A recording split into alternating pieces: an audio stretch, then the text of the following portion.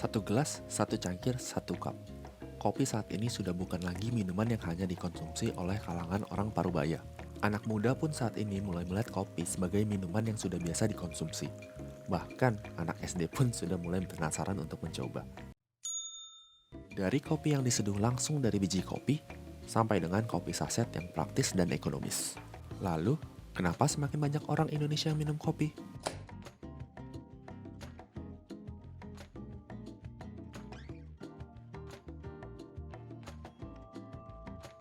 Menarik mundur ke tahun 1696, VOC sudah datang ke Indonesia, dan di tahun ini mereka membawa biji kopi pertama untuk ditanam di tanah Indonesia. Saat ini, perkembangan minat kopi semakin meningkat. Coffee shop sekarang menjadi salah satu pilihan utama masyarakat untuk berkumpul dengan teman atau sekedar menikmati kopi atau keduanya. Mungkin juga ada alasan lain kenapa orang memilih coffee shop menjadi tempat nongkrong. Tidak perlu pesan banyak-banyak, cukup minuman saja, kopi, family friendly, dan bisa menjadi tempat kerja juga. Melihat data produksi kopi di Indonesia, dari tahun 2000 sampai dengan 2020, jumlah produksi kopi secara garis besar meningkat, khususnya pada periode 2012 sampai dengan 2013. Angka konsumsi domestik pun mengalami peningkatan. Ada dua periode di mana terdapat peningkatan pesat pada jumlah konsumsi kopi. Periode 2005 sampai dengan 2008 dan 2011 sampai dengan 2015. Sedangkan jumlah ekspor kopi Indonesia tidak mengalami perkembangan maupun pengurangan yang signifikan. Untuk lebih mengerti lagi, mari kita bahas tentang The Great Coffee Wave. Gelombang ini merepresentasikan bagaimana konsumen berinteraksi dan atau mengaitkan kopi sebagai barang konsumsi atau consumer goods. Terdapat 3 gelombang yang menjadi momen-momen penting pada perkembangan dunia kopi. First wave, second wave, dan third wave. Untuk mempersingkat, first wave adalah awal mula kopi yang kita tahu saat kita masih anak kecil.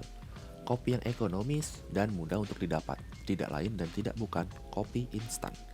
Nggak bertel-tel dengan yang dinamakan dengan tasting notes, washing process, asal biji kopi, dan lainnya. First wave adalah di mana kopi menjadi sebuah komoditi yang dapat dikonsumsi masyarakat luas secara mudah. Selanjutnya adalah second wave. Gelombang yang muncul dikarenakan perkembangan rasa ingin tahu para konsumen. Dari mana asal kopi tersebut, apa saja sih yang terkandung pada kopi kemasan, dan lain sebagainya. Di titik ini, minuman berbasis kopi lebih dikedepankan dibanding kopi itu sendiri. Kepopuleran serta pengetahuan kopi yang berbeda seperti cappuccino, latte, dan semacamnya pun turut meningkatkan kebutuhan konsumen. Mungkin second wave dapat dikatakan perpindahan dari sebuah komoditi menjadi sebuah budaya. Yang terakhir adalah third wave. Disinilah tempat di mana para konsumen sudah mempunyai rasa ingin tahu terhadap sebuah kopi lebih dalam. Dari mana biji kopi tersebut berasal dan perbedaan rasa pada tiap kopi. Di sini juga tempat di mana para barista memiliki pengetahuan atas kopi-kopi yang disajikan olehnya. Dari sebuah budaya menjadi sebuah awareness. Dan masih ingat dengan grafik yang satu ini? Peningkatan pesat yang terjadi pada dua periode ini memberikan sebuah cerita. Di tahun 2002, kedai-kedai kopi retail mulai masuk ke Indonesia. Hal ini menstimulasi perkembangan minat awal bagi masyarakat di Indonesia.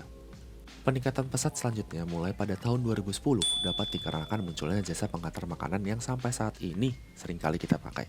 Di samping itu, coffee shop yang lebih niche juga turut bermunculan. Hal ini membuat para konsumen untuk dapat mencoba berbagai macam pilihan kopi dengan mudah. Dengan adanya kemudahan, meningkat pula keminatan. Dari sini kita dapat melihat bahwa second wave lah yang meningkatkan minat dari penikmat kopi. Bisa kita lihat juga bahwa second wave menjadi sebuah jembatan yang menyambungkan antara first wave dengan third wave. Apalagi si kopi susu gula aren yang sudah ada di mana-mana. Menjadi sebuah standar karena rasa yang konsisten.